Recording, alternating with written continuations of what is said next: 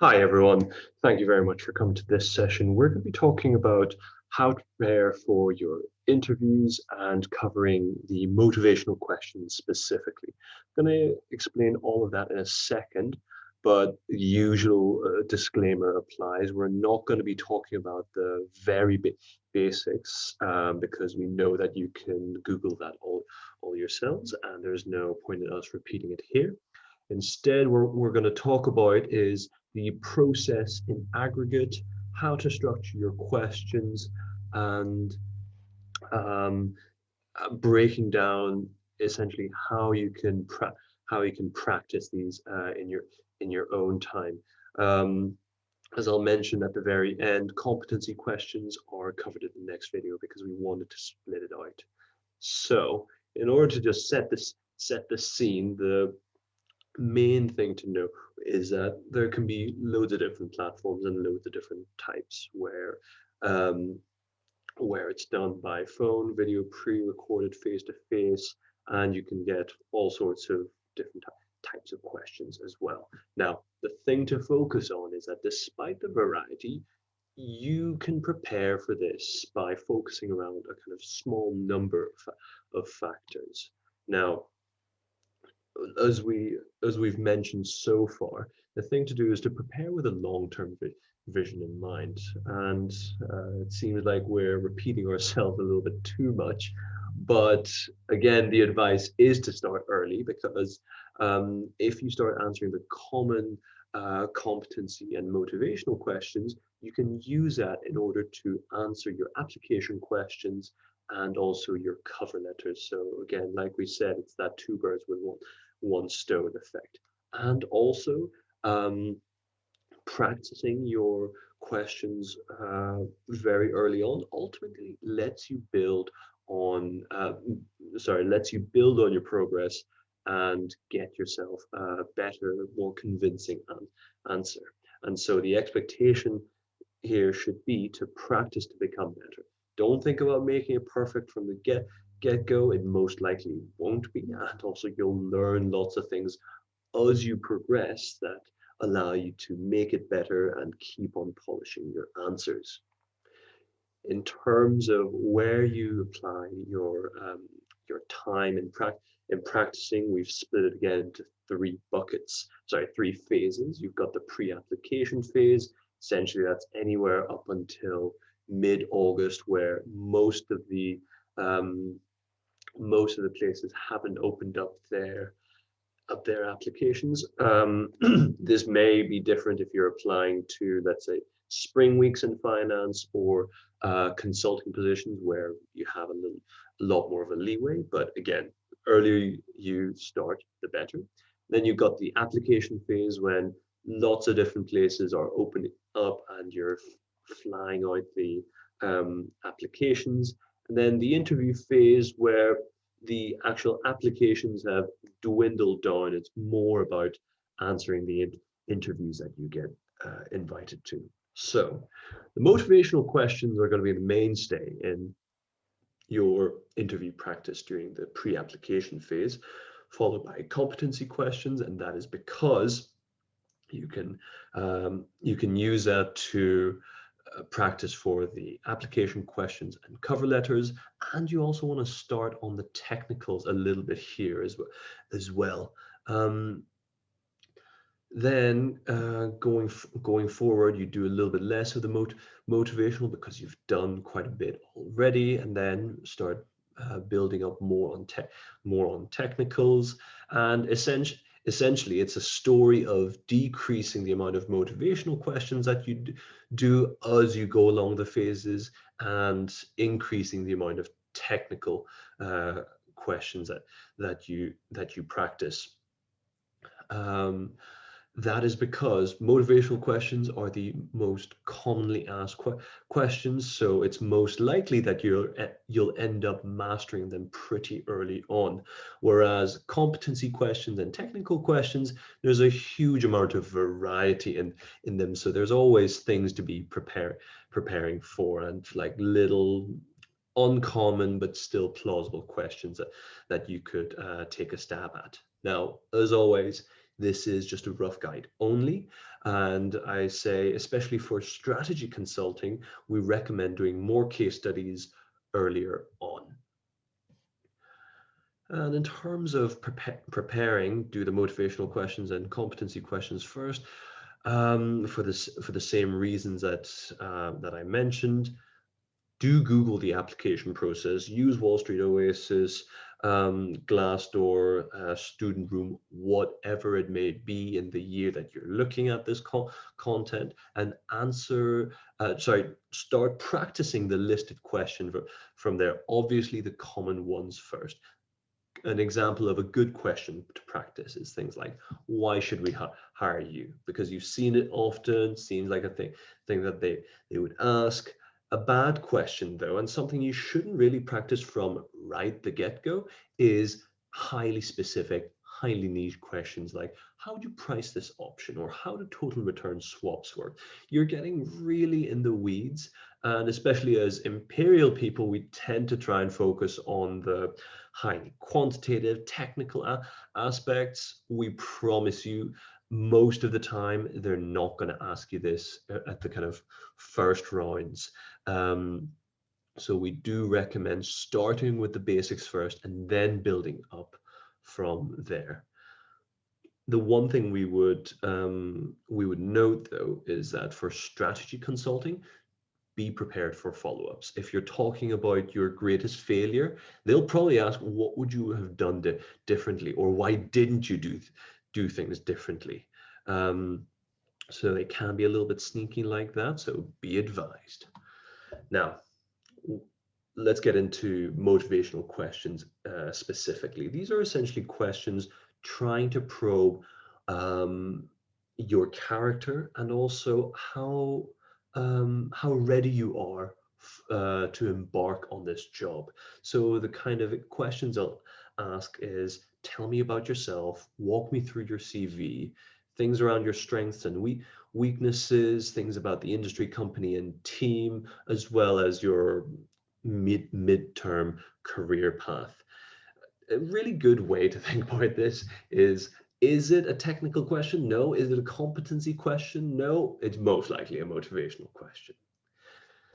So a good way to structure these answers is try to aim for no more than around 2 minutes. Couple of reasons. You don't want to quote the Lord of the Rings here. No one's got enough time for that. And also, when you're being interviewed on the day, it's most likely that people tend to elongate their answers. So striving for quite a concise, short answer in the range of two minutes, really no less than that, is actually good practice. Whenever you're going to be giving any kind of reasons, like reasons why you failed, or reasons why you showed good leadership, reasons why you reasons why this weakness doesn't matter, for example, don't give any more than 3. It's been proven through psychological studies that once you start going over 3 reasons or 3 things to keep in your head at the same time, just gets confusing. Stick to 2 at max, really. Maybe even 3 is pushing it. And a third one is a topic that we're going to come across a few times in this video, which is to answer the hidden question. More on that later. And then the final one is to strive as much as possible for a linear narrative.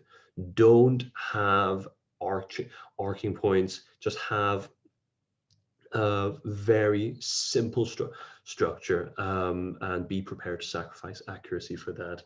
An example of this is someone was telling me about their summer experience at a charity. Oh wait, it also did some kind of educational work on the side, as well as this, that, and the other. And by the time you've gotten to there, you've already lost the interview. They're going to be thinking, okay, I cannot let this guy talk in front of an MD or partner. It's just not going to go well. But instead, if you talked about it very specifically, saying, oh, I worked for a charity that focused on education. My mission was to do X, and then henceforward, it's a much clearer narrative. You're not explaining everything, but you're explaining all the things that matter for that question. So be prepared to sacrifice accuracy for simplicity.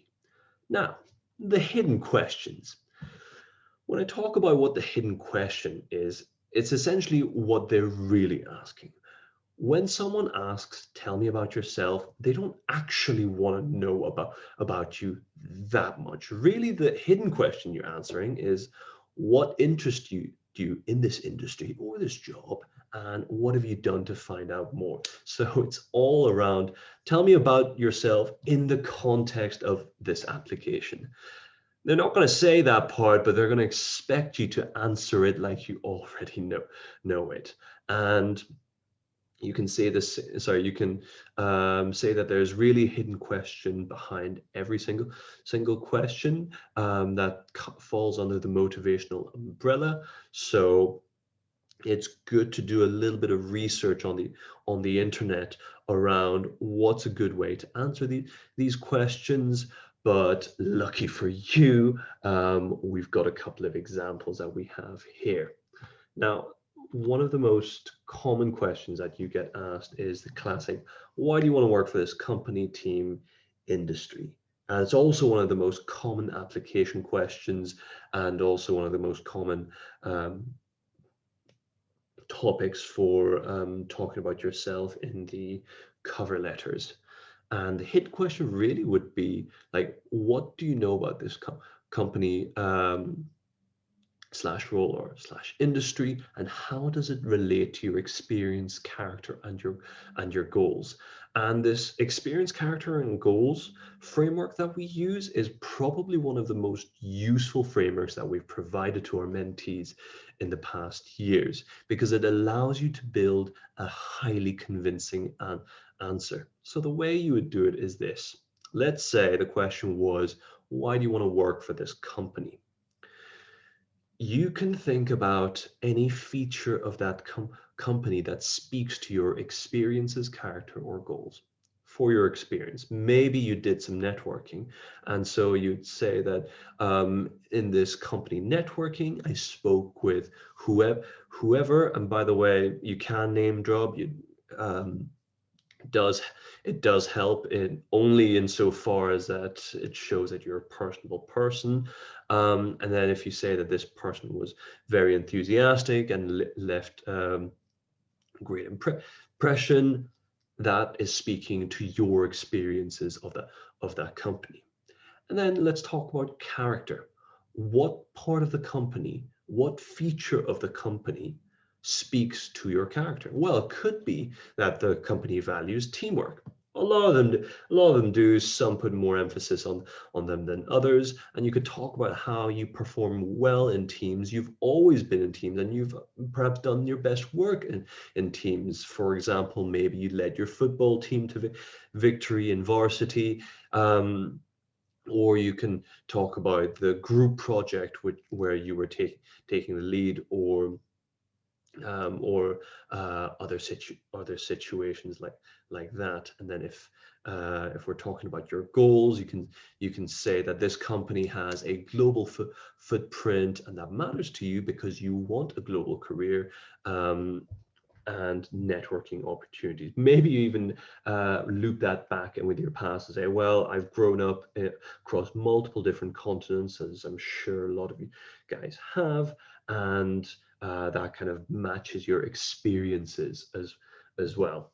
Now, let's have a quick leaf through how you do it for industry, just to really let you guys understand the power of this experiences, characters, and goals framework. So again, maybe you actually start with your experiences first. You say, well, I took an online corporate finance course and I enjoyed it, and I found it fascinating because of such and such reasons. And you're just linking that up against a feature of the industry, which is, well, I find this work interesting, so I want to do more of it. And then character could be, again, you're starting with something about yourself, either yourself or something about the industry. And so IB work, at least what they tell me, is deeply analytical, and that suits my natural curiosity. And then you give an example of that. And then if you were to think about goals, you could think about it from either ways. Again, you could say, oh, my goal is to become a CFO, and the fastest way to do that is by IB. Or you could say, well, a lot of people who start off in IB, and this is the industry that we're choosing, do end up going into CFO positions, and that appealed to me because A, B, and C. Now, the second very commonly asked question is around tell me about yourself, which again, like we said, the hidden question is around what drew you to this industry and what have you done to find out more. Again, the great thing about that experiences, character, and goal slide is that you can apply to these kind of questions as well. So use that previous matrix, pick out very specific relevant points, and not your entire life story. You don't have to talk to them about everything, and you shouldn't. An example would be if you perhaps did an unrelated spring internship, and you actually found it far less interesting, and you wanted to have a greater impact in let's say the running of a business or being part of a larger size transactions. You might say that is the reason that drew you to IB, and talk about all the preparation that you did for it by, for example, taking online courses, taking part in competition. Build up that story about what has gotten to you, what actions you've taken to be where you're at today in front of them interviewing for this job. A good way to just break this down is by having your introduction, talking about why this industry, why this company, and as a bonus, you can talk about a little bit about your hobbies. Say, oh, well, after you kind of finish your little spiel about what brings you to this position today, you can say, oh, and also in my spare time, I'm working on my scuba certification. At the end of the day, do realize your counterparts, those interviewing you, are people as well. And if you can hit it off, don't hit them, all the better, because they start relating to you. Third one is around strengths and weaknesses. Again, I'm mentioning this because so many people do this wrong. The hidden question is about talking about a relevant strength and a non-critical weakness, and how you structure it should be talk about a strength that is required for the job. If you're in sales and trading, you probably want to talk about the fact that you're a quick thinker, or you're good at handling pressure, and then you talk about an example of that. Again, for the weakness, talk about how you realize you had some weakness. A fan favorite of mine is delegation, because delegation, look, it's important as you go up the ranks, but I can assure you starting as an intern or analyst, you will not be delegating anything. So there you could talk about that weakness and the mitigation / fix that you applied, because at the end of the day, you're trying to show them, I'm aware of what I'm good at, I'm aware of what I need to improve, and I've taken that extra step to improve that. Be really concise and specific. The specific part is really important, because I myself personally have fallen down into the trap where I talk about really general things. Oh, well, I usually like to, really bad idea, because it's not relatable, it's not tangible, and at some point you're going to be like doing scenario analysis. Oh, well, if this happens, then I do this, and if that happens, then I do that. Too complex. Focus on a specific examples. Shitty strengths. I'm a perfectionist. it's just a classic answer that people tend to give, thinking that it's going to impress the interviewer. Hint, it does not, because you're not talking about a specific skill that you want to be applying for your role and day-to-day role, sorry, day-to-day perspective. A weakness is saying, I lack knowledge of a particular software. Again, if you lack knowledge of particular software and you haven't learned it yet, kind of weird. And also, it's not really answering the question. And again, the meta question here is, do you know yourself well enough? And knowing that you don't know a certain particular piece of software is not really answering that question. And then finally, on the day, I'll give you the fantastic advice of just be yourself. I'm absolutely kidding. Follow these steps. Personally, I like to just warm up.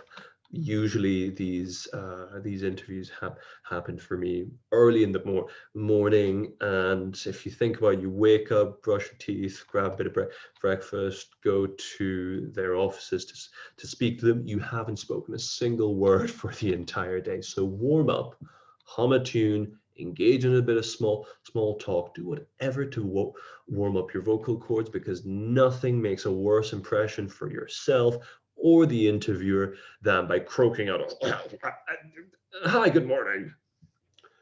Your demeanor should be pretty calm and it should be calmly enthusiastic and curious. You don't want to be one of those people who pretends that they've wanted to work in consulting or IB since the day that they were born.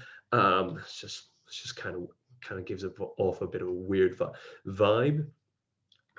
Do smile lightly, even when you're doing a phone conversations, because you can literally tell. And for some reason, I've been told to say this by my other team members. Always say yes to drinks and biscuits, because apparently they don't trust anyone who says no to that. Even if you don't scoff on them immediately. One thing that I always fell into is assuming that they haven't read your CV. That is exactly what you should assume, because these people do not have time for you. Basically, you aren't going to be boring them by telling them what's on your CV, again, in a narrative form. And finally, if you are stuck, ask clarifying questions to buy yourself some time. I remember specifically a mentee of mine was stuck at a question that went something like, what's the last piece of advice you gave to someone? Now, it's like being thrown into the middle of the ocean. When you can't see land all around you, start to panic a little bit, because you don't really see your limiting criteria. So my go-to move there would have been to ask, advice as in like last week, last last X number of days. Or you could literally ask like, do you mean in academic context, in a professional setting? Because it just, by hemming in that that question, it'll probably give you a lot more ideas. So thank you very much again, everyone, for sticking through this. I promise this is not just me running it. I do have other team members supporting me, but they couldn't be present for the recording today. But do stick around for the competency questions in the next video. And also, please come to our live lectures that are happening in July, where we're going to be talking about all of this and more, especially in terms of specific questions that people have. It's not great to run through just example after example after example here, because we want to cover the fundamentals first, but it does work better in a lecture setting. So thank you very much, and see you soon.